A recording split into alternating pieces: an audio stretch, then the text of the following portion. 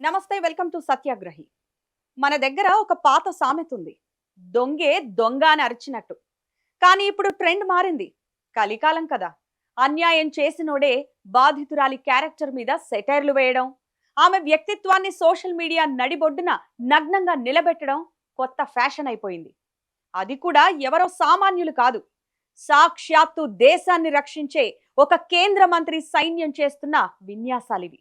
ఒక మైనర్ బాలికపై అఘాయిత్యం జరిగిందని ఎఫ్ఐఆర్ నమోదైతే నిందితుణ్ణి పట్టుకోవాల్సింది పోయి బాధితురాలి జాతకాన్ని, ఆమె ఫోటోలను సోషల్ మీడియా వీధుల్లో వేలం వేస్తున్నారు. అసలు మన రాష్ట్రంలో చట్టం ఉందా, లేక కేవలం ప్రతిపక్షాల మీద పదును చూపడానికే ఆ చట్టం అల్మారాలో దాచుకున్నారా? ఈ రోజు మన విశ్లేషణలో బండి భగీరథ్ కేసు, ఆ బాలికకు జరుగుతున్న డిజిటల్ అన్యాయంపై, దాని వెనకున్న కుట్రల గురించి చీల్చి చెండాడదాం.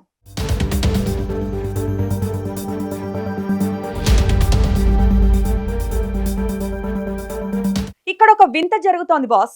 అసలు పోక్సో చట్టం అంటే ఏంటో మన మేధావులకు తెలుసా? బాధితురాలి వివరాలు, ఆమె ముఖం, ఆమె ఆచూకీ ఎట్టి పరిస్థితుల్లో బయట పెట్టకూడదు. కానీ ఇక్కడ సీన్ రివర్స్. నిందితుడు కేంద్ర మంత్రి బండి సంజయ్ కుమారుడని తెలియగానే ఐటీ సెల్ వీరులకి పూనకాలు వచ్చేశాయి. పాయింట్ నెంబర్ 1, బాధితురాలి ఫోటోలు, వీడియోలు, చివరికి ఆమె తల్లిదండ్రుల రేషన్ కార్డులు కూడా సోషల్ మీడియాలో ప్రత్యక్షమవుతున్నాయి. అంటే నిందితుణ్ణి కాపాడటానికి ఒక కుటుంబం మొత్తాన్ని రోడ్డు మీద పడేస్తారా? పాయింట్ నెంబర్ 2, దీన్నెవరో తెలియక చేయడం లేదు. ఒక పద్ధతి ప్రకారం పెయిడ్ బ్యాచ్ ను రంగంలోకి దించారు. ఏఐ మార్ఫింగ్ టెక్నాలజీని వాడుతూ ఆమెను ఒక హనీ ట్రాప్ కిలాడిగా చిత్రించే ప్రయత్నం చేస్తున్నారు. ఎంత విచిత్రమైన లాజిక్ అండి వీరిది.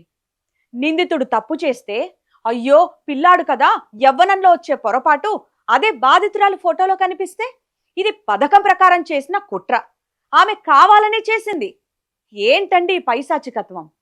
బండి భక్తుల లాజిక్ చూస్తుంటే బాధితురాలే నిందితురాలిగా మారిపోవాలి, నిందితుడు మాత్రం బాధితుడిగా ఫోజు కొట్టాలి. ఇక మన పోలీసుల గురించి ఎంత చెప్పుకున్నా తక్కువే.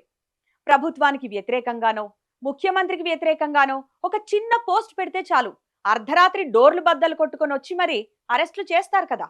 అప్పుడు లేని నిబంధనలు గుర్తుకొస్తాయి. సుప్రీంకోర్టు వరకు వెళ్లి మరి గంటకు 30 లక్షలు తీసుకునే లాయర్లను పెట్టి వాదిస్తారు. మరి ఇప్పుడు ఒక మైనర్ బాలిక గౌరవానికి భంగం కలుగుతుంటే పోక్సో సెక్షన్ 1923(2) సోషల్ మీడియాలో తుంగలో తొక్కుతుంటే మన సైబర్ క్రైమ్ పోలీసులు ఏం చేస్తున్నారు? బహుశా పోలీసుల దగ్గర నెట్ ప్యాక్ అయిపోయి ఉంటుందేమో. అందుకే వాట్సాప్ స్టేటస్లు, ట్విట్టర్ ట్రోల్స్ వారికి కనిపించడం లేదనుకుంటా. లేదా కేంద్ర భయంతో దుప్పటి కప్పుకొని పడుకున్నారేమో. వినండి, పోక్సో చట్టం 2012 సెక్షన్ 23 ప్రకారం బాధితురాలి వివరాలు బహిర్గతం చేస్తే ఏడాది వరకు జైలు శిక్ష పడుతుంది. కానీ ఇక్కడ విచారణ జరుగుతున్నప్పుడు వివరాలు లీక్ చేసిందెవరు? ఆ ఎఫ్ఐఆర్ కాపీలు ఐటీ సెల్ చేతికి ఎలా వెళ్ళాయి? పోలీస్ డిపార్ట్మెంట్లోనే నిందితుడికి ఇన్ఫార్మర్లు ఉన్నారా? ఇది వ్యవస్థల వైఫల్యమా, లేక కావాలని చేస్తున్న సహకారమా? మరో షాకింగ్ విషయం ఏంటంటే, హైకోర్టులో ప్రభుత్వం తరఫున వాదించడానికి ఒక మామూలు పబ్లిక్ ప్రాసిక్యూటర్ను పంపారట. అదే వేరే రాజకీయ కేసుల్లో అయితే అడ్వకేట్ జనరల్ ను, ఢిల్లీ నుంచి వచ్చే పెద్ద పెద్ద సీనియర్ కౌన్సిల్స్ ను రంగంలోకి దించుతారు. మరి ఈ మైనర్ బాలిక విషయంలో ఆ ఉత్సాహం ఏమైంది? ఇక్కడ నిందితుడు అధికార పక్షానికి మిత్రుడో, లేక కేంద్రానికి భయమో గాని కేసును నీరుగార్చే ప్రయత్నం స్పష్టంగా కనిపిస్తోంది. బాధితురాలికి న్యాయం జరగడం కంటే నిందితుడి తండ్రి పరపతిని కాపాడటమే ప్రభుత్వ లక్ష్యంగా కనిపిస్తోంది. ఇలాంటి డబుల్ స్టాండర్డ్స్ చూశాక ప్రజలు చట్టం మీద నమ్మకం ఎలా ఉంచుకుంటారు? ఒక్కసారి ఆలోచించండి. ఈ రోజు ఆ బాలికకు జరిగింది రేపు మీ ఇంట్లో వాళ్ళకి జరిగితే అప్పుడు కూడా ఇలాగే సోషల్ మీడియాలో ట్రోల్ చేస్తూ కూర్చుంటారా? రాజకీయాలు చేయండి, కానీ ఒక ఆడపిల్ల జీవితంతో కాదు. క్యారెక్టర్ అసాసినేషన్ చేయడం ద్వారా మీరు గెలవలేరు. కేవలం మీ వికృతత్వాన్ని బయట పెట్టుకుంటున్నారు. బండి సంజయ్, మీరు కేంద్ర మంత్రి, బేటీ బచావో, బేటీ పడావో అని నినాదాలిచ్చే పార్టీలో ఉన్నారు. చట్టాన్ని గౌరవించాల్సింది పోయి మీ అనుచరులతో బాధితురాలి క్యారెక్టర్ను చంపించడం ఎంతవరకు ధర్మం? మీరు నిజంగా నిర్దోషులైతే చట్టపరంగా పోరాడండి, అంతేగాని ఒక బాలిక ఫోటోలను సోషల్ మీడియా వేలంలో పెట్టడం సంస్కారం అనిపించుకోదు. ఇక్కడ విశేషం ఏమిటంటే, బండి ఆఫీస్ నుంచి అందరికీ ఒకటే స్క్రిప్ట్ వెళ్ళినట్టుంది. అందరూ పాఠం చదివినట్టు చదివారు. ఆ స్క్రిప్ట్ కథ కహాని ఏంటో ఇప్పుడు ఒకసారి చూద్దాం. మినిస్టర్ కొడుకు పైన ఒక అమ్మాయి పోక్సో కేసు పెట్టింది. సెంట్రల్ మినిస్టర్ కొడుకు పైన ఒక అమ్మాయి పోక్సో కేసు పెట్టింది. సెంట్రల్ మినిస్టర్ కొడుకు పైన ఒక అమ్మాయి పోక్సో కేసు పెట్టింది. సెంట్రల్ మినిస్టర్ కొడుకు పైన ఒక అమ్మాయి పోక్సో కేసు పెట్టింది. సెంట్రల్ మినిస్టర్ కొడుకు మీద ఒక పోక్సో కేసు పెట్టింది. చూసారా, ఇది చూడండి. బట్ ఇక్కడే పాలిటిక్స్ ఎంటర్ అయ్యి డబ్బులు డిమాండ్ చేయడం స్టార్ట్ చేశారు. బట్ ఇక్కడే పాలిటిక్స్ స్టార్ట్ అయ్యి డబ్బులు డిమాండ్ చేయడం స్టార్ట్ చేశారు. బట్ ఇక్కడే పాలిటిక్స్ ఎంటర్ అయ్యింది డబ్బులు డిమాండ్ చేయడం స్టార్ట్ చేశారు. బట్ ఇక్కడే పాలిటిక్స్ ఎంటర్ అయ్యింది డబ్బులు డిమాండ్ చేయడం స్టార్ట్ చేశారు. ఇక్కడే పాలిటిక్స్ ఎంటర్ అయ్యి డబ్బులు డిమాండ్ చేశారు. చూసారా, ఇది చూడండి. మోడీ గారు హైదరాబాద్ కి విజిట్ అయినప్పుడే మోడీ గారు అయితే హైదరాబాద్ రావడం జరిగింది. మోడీ గారు హైదరాబాద్ విజిట్ అయినప్పుడే రీసెంట్ గానే మోడీ గారు హైదరాబాద్ రావడం జరిగింది. మోడీ గారు హైదరాబాద్ కి వచ్చినప్పుడు చూసారా, ఇది చూడండి. కూడా కోర్ట్ మూవీ గుర్తొచ్చింది కదా. కోర్ట్ సినిమా గుర్తొచ్చింది కదా. మీకు కూడా కోర్ట్ మూవీ గుర్తొచ్చింది కదా. మీకు కూడా కోర్టు గుర్తొస్తుంది కదా. సిద్ధు జొన్నలగడ్డ ఓ సినిమాలో చెప్పినట్టుగా ముందే చూసుకోవాలి కదా. ఇవన్నీ బిగినర్స్ మిస్టేక్స్ అన్నట్టుంది. అందరికీ ఒకటే స్క్రిప్ట్ వెళ్ళిందని ఈ వీడియోలు చూసిన తర్వాతైనా మీకు అర్థమైందా?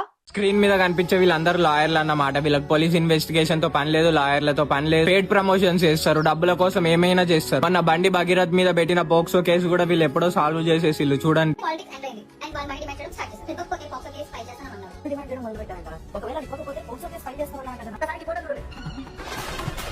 అత్యతరానికి మాట్లాడే వాడితో లైంగికంగా వేధించే వాడితో అమ్మాయి అంతా క్లోజ్ గా ఫోటో దిగింది. అయిపోయింది కదా, వీళ్ళంతా తీర్పిచ్చేసి బెట్టింగ్ ప్రమోషన్ల కన్నా డేంజర్ ఇదంతా. పోలీసులు ఇప్పటికైనా మొద్దు నిద్ర వదిలి స్పందించాలి. ఆ వీడియోలు లీక్ చేసిన ఐటీ సెల్ వీరులను, వైరల్ చేస్తున్న వారిని వెంటనే అరెస్టు చేసి జైల్లో పెట్టాలి. లేకపోతే ఈ రాష్ట్రంలో చట్టం కేవలం సామాన్యులకే, రాజకీయ నాయకుల పిల్లలకు కాదని ప్రభుత్వం అధికారికంగా ఒప్పుకోవాలి. బాధితురాలికి జరిగేది భౌతిక దాడి కంటే ఈ డిజిటల్ అన్యాయం చాలా ప్రమాదకరమైంది. ఇది ఆమెను బ్రతికుండగానే చంపేస్తుంది. దీనికి బాధ్యులైన వారు ఎంతటి వారైనా వదలకూడదు. మీరేమంటారు? చట్టం తన పని తాను చేసుకుపోతుందా, లేక బండి కింద నలిగిపోతుందా? మీ అభిప్రాయాలను కామెంట్ రూపంలో మాకు తెలపండి.